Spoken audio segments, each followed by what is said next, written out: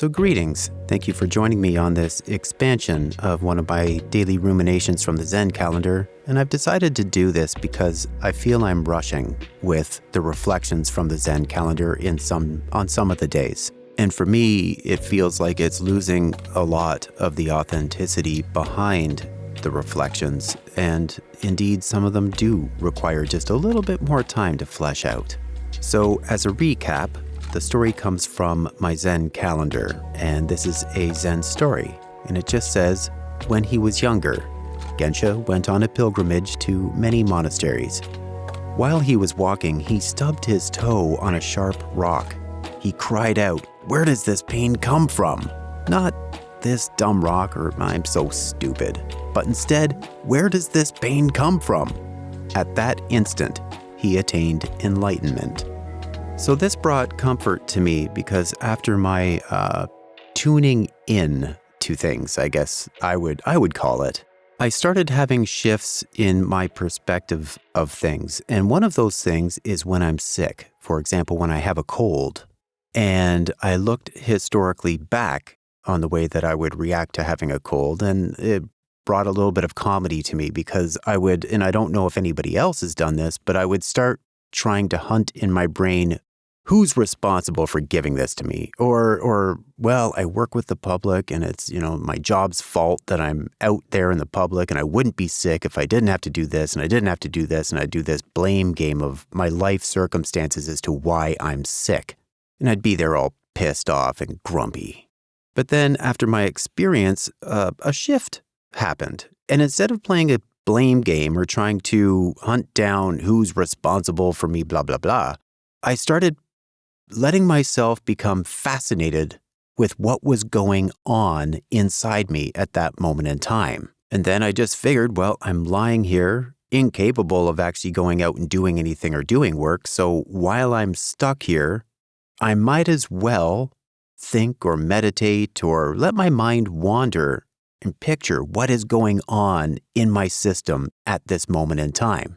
What this did for me was that it put me in tune with how amazingly constructed and fascinating nature is, including ourselves. I obviously would be focusing on my situation, but it still put me in tune with the absolute brilliance of everything and how it works.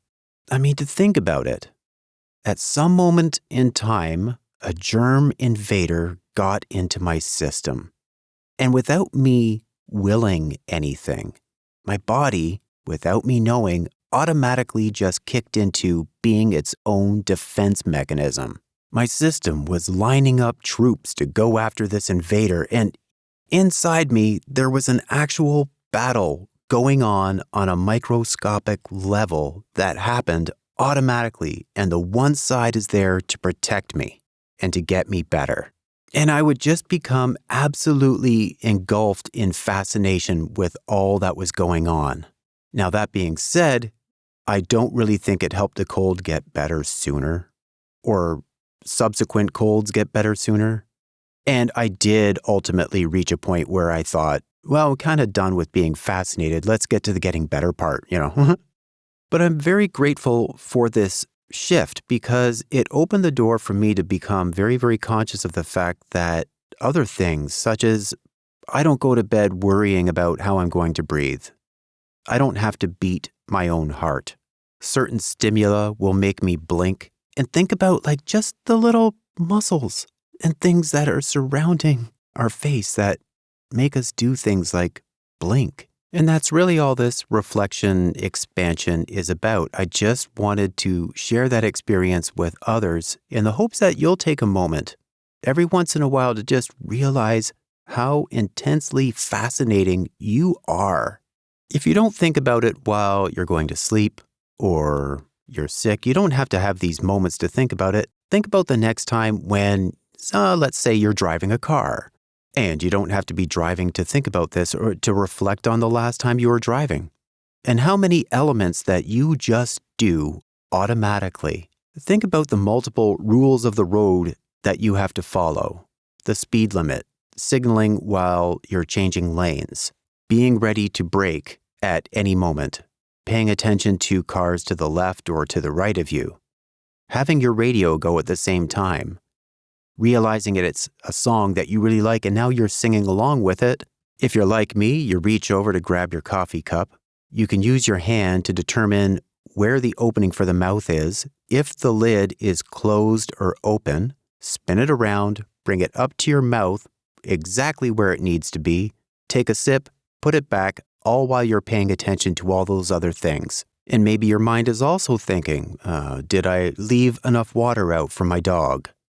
Did I leave the dryer going?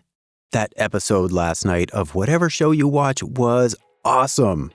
All the while, your heart is beating on its own, you're breathing on your own, you're blinking and not even aware of it. You are a fantastic, fascinating machine. All of the mechanics that go into you being you is more complex, it's more amazing, it's more powerful, and it's faster than the most powerful computer that we have available to date. And that's the takeaway from today's Zen story. I just hope that whoever listens to this, please take time to realize how amazing and fascinating you really are. One of my favorite musicians is an artist named Fiona Apple, and she sums it up absolutely perfect in a song with the same title where she sums it up, "I'm an extraordinary machine." And so are all of you. I wish you and your loved ones all the best, and I hope you have yourselves a wonderful experience. Bye-bye.